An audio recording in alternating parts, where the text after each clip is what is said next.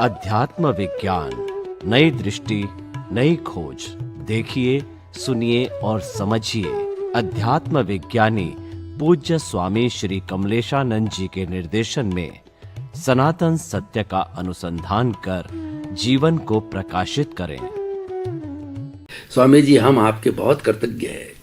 स्वामी जी, इस एपिसोड के अंदर हम प्योर एब्सोल्युटली एकेडमिक यानी कि हमारे अध्यात्म विज्ञान की गहराई की गहनता की बात करेंगे, क्योंकि हमारे कुछ श्रोता ऐसे भी हैं जो कि बहुत गहन चीजें उनको अच्छी लगती है। आध्यात्म विज्ञान में जो अकर्तापन की बात आपने बताई कि व्यक्ति अकर्तापन रूप में रहे, विज्ञान को अच्छी तरह से समझ ले तो उसको अध्यात्म समझ में आ जाएगा। आप कहते हैं कि अध्यात्म को समझने पहले विज्ञान को समझो, और आपने बताया कि 5 सब्सटेंस विज्ञान मानता है, एक छठा सब्सटेंस जो चेतन है वह जुड़ने से अध्यात्म और विज्ञान बना। ये एक बहुत बड़ी बात है। तो हमारे श्रोतागण हैं, इस बात को एकेडमिक पॉइंट ऑफ व्यू से अपने जीवन के अंदर हर वक्त उसको, जैसा कि मैं शुद्ध आत्मा हूं, ज्ञाता दृष्टा की भावना हर क्षण बनी रहे। यानी प्रतीति तो उनके पास 100% है, जागृति 15%, अनुभव 2% है। वो चाहते हैं कि अध्यात्म विज्ञान के माध्यम से हमारी जो जागृति है 15% या ग्राफ बढ़ता रहे, अनुभव का 2% का ग्राफ बढ़ता रहे। ऐसा कुछ आप जो है एक गहन को चीज बताइए उनको। धन्यवाद। सबसे पहली बात यह है कि आध्यात्म में तो बताया गया है, आध्यात्म विज्ञान में बताया गया है कि इंसान नहीं स्वतंत्र करता है और नहीं स्वतंत्र कोई व्यक्ति या वस्तु का मालिक हो सकता है। मगर ये बात सुनी तो है, पढ़ी तो है, मगर आम आदमी, एक साधारण व्यक्ति, एक सामान्य विचारक इस बात को कैसे स्वीकार करें, कैसे उसको माने और कैसे उसको अपने प्रैक्टिकल जीवन में समझने की, अनुभव करने की, उपयोग करने की कोशिश करें। सबसे पहली बात यह है कि आध्यात्म विज्ञान ये दृष्टि का विषय है, ये मन वचन काया की क्रिया का विषय नहीं है। तो आध्यात्म विज्ञान में दृष्टि ही इम्पोर्टेंट है, और जैसी दृष्टि वैसी सृष्टि। आज जैसी सृष्टि वैसी दृष्टि हो गई है, उल्टा हो गया है। मगर हमारी दृष्टि इतनी पावरफुल होनी चाहिए ताकि दुनिया हमको इस एंगल से दिखे। अगर हम कहेंगे दुनिया खराब है तो हमको खराब ही दिखेंगे, अगर दुनिया अच्छी कहेंगे तो अच्छी दिखेंगी। मतलब ऐसा नहीं है कि अच्छी कहोगे तो खराब नहीं दिखेंगी, मगर विजन में जो अच्छाइयाँ है वो ग्रहण कर लेंगे कि अच्छी अच्छी बात है। अगर मेरे विजन में लेके दुनिया खराब है तो अच्छाई अपने आप साइलेंट हो जाएगी, बुराई कौन सी है वो अपने आप दिखेंगी। इंपॉर्टेंट विजन है। तो जैसी दृष्टि वैसी सृष्टि। तो मैंने कहा कि आध्यात्म विज्ञान अकर्तापन और मालिकीपन, टाइटल ऑफ ओनरशिप और टाइटल ऑफ डूअरशिप, इसे ऊपर है। मगर ये बात सिद्ध कैसे करें? तो आध्यात्म में, आध्यात्म मार्ग के अंदर ये कुदरत का कानून जो लॉ ऑफ नेचर है वो कहता है इस दुनिया में कोई भी व्यक्ति न स्वतंत्र करता है और न ही स्वतंत्र व्यक्ति या वस्तु या खुद के शरीर का वो मालिक भी नहीं है। वो कैसे नहीं है? तो सबसे पहले जानो, कुदरत कहते हैं ये जो शरीर है, इस शरीर की डिजाइन मेरी है। हम कहेंगे कैसा आपकी है भाई? शरीर तो जन्म तो माता देती है और पिता के सहयोग से माता के कुख में हमारा जन्म होता है। तो जन्म देने वाली तो माँ है। तो ये कुदरत इस शरीर का डिजाइन कैसे बनाएंगे? तो कुदरत कहते हैं भाई माँ तो कर्म के आधार से निमित्त बनती है, मगर डिजाइन तो हमारी है। कैसे हमारी है? हम कैसे इसको प्रूव करेंगे? हम कैसे इसको स्वीकार करेंगे?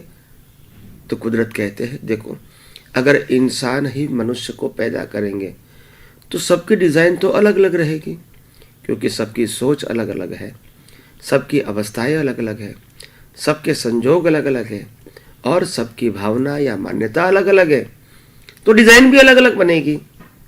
मगर ऐसा नहीं है। डिजाइन कुदरत की है और कुदरत की ही रहेगी। इसीलिए दुनिया में हर इंसान की जो डिजाइन है, इनर एंड आउटर, जिसको हम सिस्टम कहेंगे, वो सिस्टम एक ही प्रकार की है और सिस्टम का जो पार्ट्स हैं वो एक ही प्रकार के सिस्टम से वो काम करता है। एक ही प्रकार का फॉर्मेट है सभी व्यक्तियों के बॉडी का, और एक ही प्रकार के फॉर्मेट से ये बॉडी की इनर डिज़ाइन और आउटर डिज़ाइन काम करती है, क्योंकि वो नेचर मेड है, मैन मेड नहीं है। दूसरी बात, कुदरत कहते हैं कि शरीर का डिज़ाइन तो मैंने बनाया, मगर शरीर कौन बनाएगा? शरीर का रॉ मटेरियल किसका है? तो कुदरत कहते हैं रॉ मटेरियल भी मेरा है, क्योंकि ये हमारा शरीर पंच महाभूतों से बना है, पृथ्वी, पानी, वायु, अग्नि और आकाश। ये पांच भी किसका है? कुदरत का है। तो कुदरत कहता है डिजाइन भी मेरी और ये शरीर बनाने का जो रॉ मटेरियल है वो भी मेरा है, यानी कुदरत ने ही शरीर को बनाया है। फिर कुदरत कहती है कि चलो शरीर तो मैंने बनाया है, मगर शरीर को जीवित तो रखना पड़ेगा ने, बना दिया, मेंटेन तो करना पड़ेगा तभी जीवित रहेगा ने। तो कुदरत कहते हैं इसको जीवित रखने के लिए हवा, पानी, खुराक भी मैं देता हूं, क्योंकि न हवा का, न पानी का, न वनस्पति का मैन्युफैक्चरिंग नहीं होता है, वो मन कुदरत बनाते हैं। तो उसको मेंटेन भी कौन करता है? ये बॉडी का जीवित भी कौन रखता है? वो भी कुदरत रखता है। इसके आगे जाओगे तो ये शरीर को तो मेंटेन करते हैं, जीवित कर दिया। इसके आगे ये कर्मों की जो भुगतान करते हैं, पाप और पुण्य की, वो संजोग कौन बनाता है? कर्म तो हमने पिछले अवतार में किए और आज हम ये कर्मों की भुगतान करते हैं, तो भुगतान करते समय संजोग कौन बनाता है पाप और पुण्य की भुगतान का? वो भी कुदरत बनाता है। हमको नहीं मालूम कि हमने कौन सा कर्म किया है, कब किया है, इसका फल कब मिलेगा, कैसा मिलेगा, हमको नहीं मालूम। हम तो सफरर है, ये बॉडी सफरर है। तो इसीलिए कर्मों की भुगतान का संजोग भी कौन बनाता है? कुदरत बनाता है। और लास्ट में ये शरीर को शांत कौन करता है? इस शरीर के श्वास को बंद कौन करता है? वो भी कुदरत करता है। यानी जन्म से मौत तक उसकी उत्पत्ति, क्रिएटर, ऑपरेटर एंड डिस्ट्रॉयर, ये तीनों रोल कुदरत के हैं। बॉडी भी कुदरत का है, बॉडी का रॉ मटेरियल भी कुदरत का है, बॉडी ऑपरेट भी कुदरत करती है और डिस्ट्रॉय भी कुदरत करती है। और ये शरीर जलाने के बाद पंच महाभूतों में विलीन हो जाता है। जो पंच महाभूतों से बना है वो पंच महाभूतों में विलीन हो जाता है। तो इसीलिए कुदरत कहते हैं आप शरीर के मालिक नहीं हो सकते हैं, क्योंकि शरीर मेरा, मैंने बनाया है, मेरा है, मैं ही चलाता हूँ और वो मेरे पास ही अंत में रहेगा।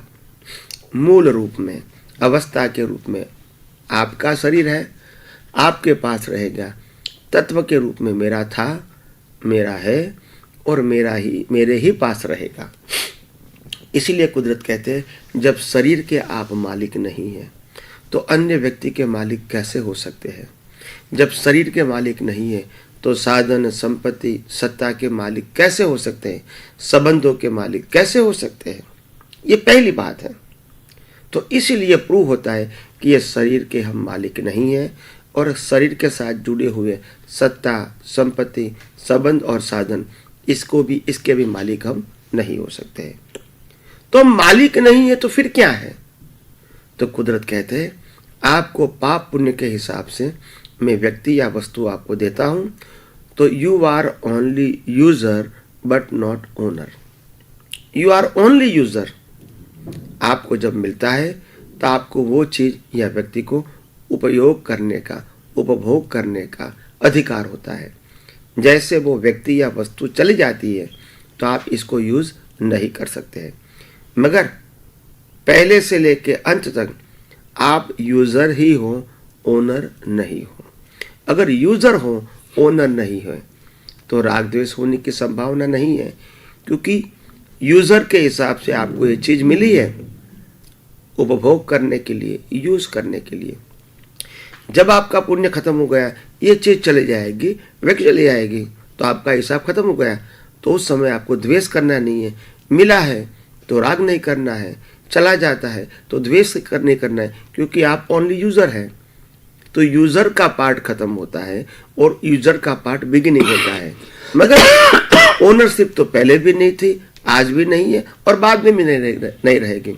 मगर अज्ञानता के बस हम व्यक्ति, वस्तु या साधन के मालिक बन जाते हैं और राग द्वेष होते हैं, और राग द्वेष से फिर जन्म मरण और कर्म का चक्कर चालू हो जाता है। तो पहला पार्ट है ownership, title of ownership. Destroy the title of ownership from your mind, from your vision. अपने मन में से, अपनी दृष्टि में से मैं मालिक हूँ, ये दृष्टि मिटा दो। मैं सिर्फ यूजर हूँ, और यूजर वाली दृष्टि रहेगी तो राग द्वेष नहीं होगा, मेरा तेरा नहीं होगा। नंबर 2, यूजर के अलावा दूसरी दृष्टि है टाइटल ऑफ डूअरशिप। मैं करने वाला हूँ, वो करने वाले हैं, बाकी सब लोग कर रहे हैं। ये जो मान्यता है वो भ्रांति है। कुदरत कहती है ये मन वचन काया का संचालक ही मैं हूँ। आप जो कुछ भी करोगे वो मैंने बनाई हुई अवस्था के रूप ही आपको सोचना पड़ेगा, बोलना पड़ेगा और करना पड़ेगा। उसमें आपकी कोई स्वतंत्रता है नहीं।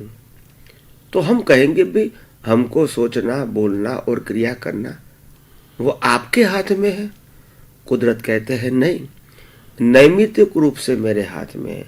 एग्जाम तो आपने दिया था और एग्जाम का फल देने की स्वतंत्रता मेरे पास है। मगर जैसी एग्जाम दोगे वैसा ही फल मिलेगा, ये लॉ ऑफ नेचर है।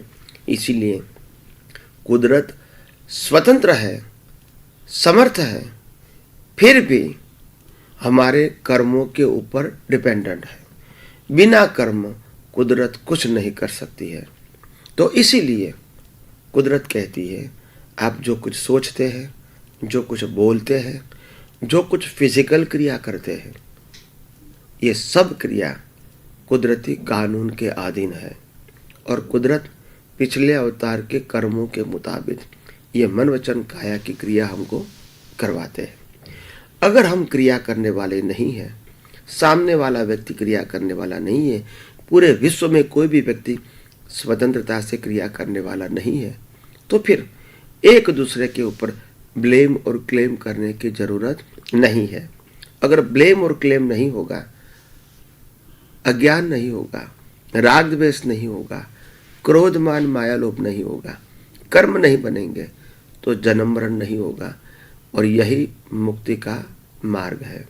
तो आइए हम सब कर्तापन और मालिकीपन, title of ownership and title of doership अपनी दृष्टि में से मिटा दें और अपना खुद का जीवन अज्ञानता मिटा के, राग द्वेष मिटा के स्वस्थ, सहज और आनंदमय बनाएं। इसी का ये रास्ता है। तो आध्यात्म विज्ञान सभी व्यक्तियों के जीवन में सुख, शांति, आनंद लाना चाहती है। हो सके इस प्रयास से अनुभव आने में थोड़ा समय लगेगा। रास्ता सही है, भले समय लगे, यही रास्ते पर आगे जाओ और खुद की उन्नति खुद अनुभव करो। स्वामी जी आपका बहुत बहुत धन्यवाद। गहन चीज को हमारे बुद्धिजीवी या ऐसे महात्मा लोग जो कि साधना में रत है, उनको ही एपिसोड समर्पित है। उनको गहन चीजें चाहिए, तो गहन चीज का गहन उत्तर के लिए आपको बहुत बहुत धन्यवाद। स्वामी जी